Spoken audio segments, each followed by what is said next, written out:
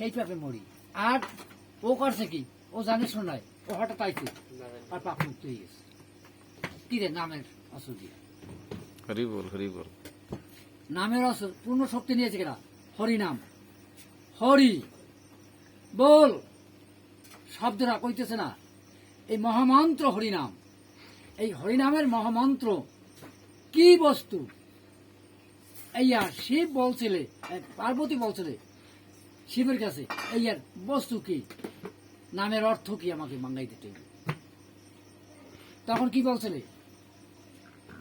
এখানে বসে বলা যাবে না, নীরব জায়গায় দেখা যাচ্ছে একটা দালান ভিতরে একটা সুখ পাখি আঁকা দেওয়ালে। এখন সে হরি কথা বলতে বলতে সুখ পাখিতে কেটা করতে করতে যাইয়া সুখদেবের মার গর্ভে ধারণ করছে। তার নাম হচ্ছে সুখদেব।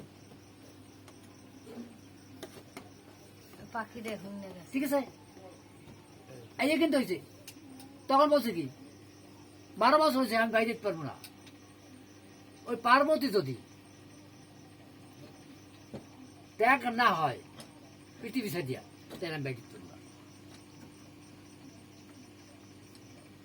তখন কি করছে, আর বাবাই দাঁড়িয়ে বসে পার্বতীকে আনিয়া এই কথা বলছে, তান পারি একটা বলদের সিংহের উপরে একটা সরিষা থোবা, সরিষা থুইয়ে যতটা সময় থাকবে ততটা সময় আমি ওই সরিষা থুইছে, ওদিকে বমি পড়িয়া আসছে। এটা সময় দেয়। আমরা কি করতেছি? শোন, বই পড়িয়ে কিন্তু পাই না, ঠাকুর জোগাই দে কথা। কিন্তু আমি যে কথা বলি ঠাকুর বলায় আমি বলি, আমি কিন্তু বলতে পারি না।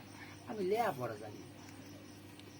ও তো লেখছে লাইনে পড়ছে, আমি লাইনে বসে হয়তো শব্দ ভুল কয়।